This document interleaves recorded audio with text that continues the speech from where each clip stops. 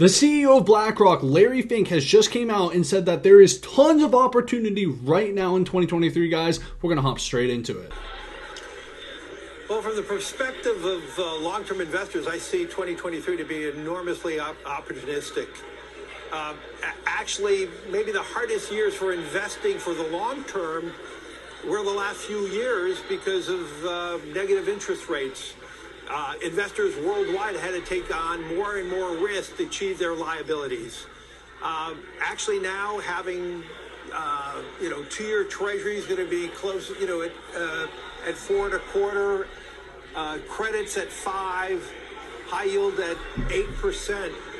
We're going to see a whole restructuring and a rebalancing of how portfolios were constructed just a few years ago, and you're going to see now once again more bond investing within the confines of pension fund investing.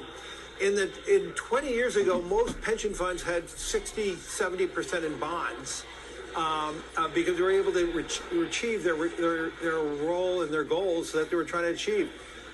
By 2018, they could not own bonds. They had to put on more and more illiquidity. And so in reality, we're going to be seeing more and more opportunities of rebalancing back into bonds. And as you talk about a lot about growth equity, when interest rates are near zero, you have the ability to buy high growth stocks because you're not losing any money.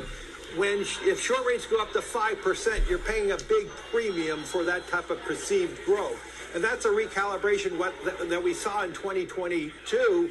And now we're living in an area where you're going to be able to invest differently. In addition, we are seeing more and more investors looking at infrastructure where you're going to have a combination of some illiquidity, but you're going to have high coupon. I think this is going to be a period of time with more dividend stocks again as a play. So I look at this as more opportunistic. And probably the most important thing of our announcement today in terms of earnings has been BlackRock is winning more share of wallet than any firm in the world. In good markets when markets are going down, or in bad markets, good markets when markets are going up and bad markets are going down. This past year, we had $400 billion of net inflows in long-term assets, of which $230 billion came from the United States. And so we have now raised about $1.7 trillion over the last few years.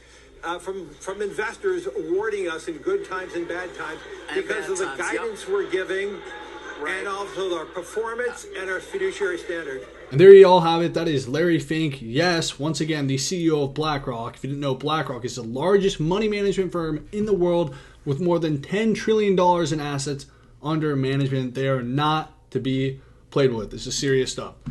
And yeah, guys, let's take a look at the price of Bitcoin. As we can see, the price of Bitcoin has just been chopping around these past couple of days. Pretty expected as equities are not open.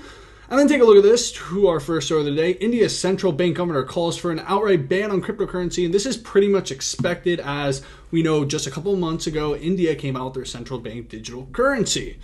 So it's expected that they're going to hit on crypto because if they want to push their central bank digital currency further, they're going to have to shut down crypto. It's just how it works. I mean, crypto is a threat, so it is what it is. And then, guys, to our next story, take a look at this from Unusual Whales. They made something called the Breakfast Index, which is an index composed of the reported cost of bacon, bread, coffee, orange juice, eggs, milk, and sugar, which means they made an index of breakfast. And as you can see, it's basically showing the price of breakfast has gone up significantly. We know the price of food at home has gone up significantly. Yes, inflation has been coming down, but the price of food is still expensive.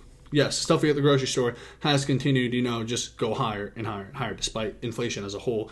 Because if you didn't know, inflation, the metric that is used for it is the CPI metric, and it's obviously doctored. So, yeah, some things are coming down in price, but at the same time, there are still things that are very high in price. And then take a look at this to our next story. Will Clemente, showing off that the Bitcoin network is stronger than ever. Yes, this is the signal, not the noise.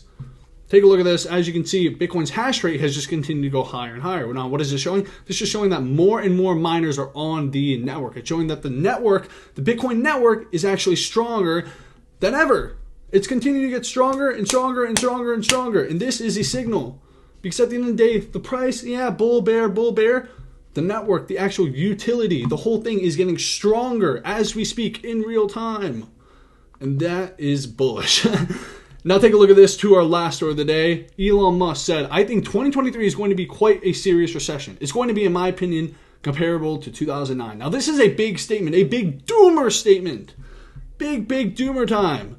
Now what do I think about this personally? Well, I mean, I think Elon Musk would probably know more than me, considering, he's a big player. He probably knows a thing or two, but at the same time, you got to understand that maybe things don't end up that bad.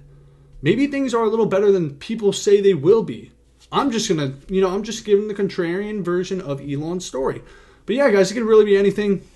And that is all we got for today. Make sure you subscribe, like, leave a comment, and go follow me on all my socials.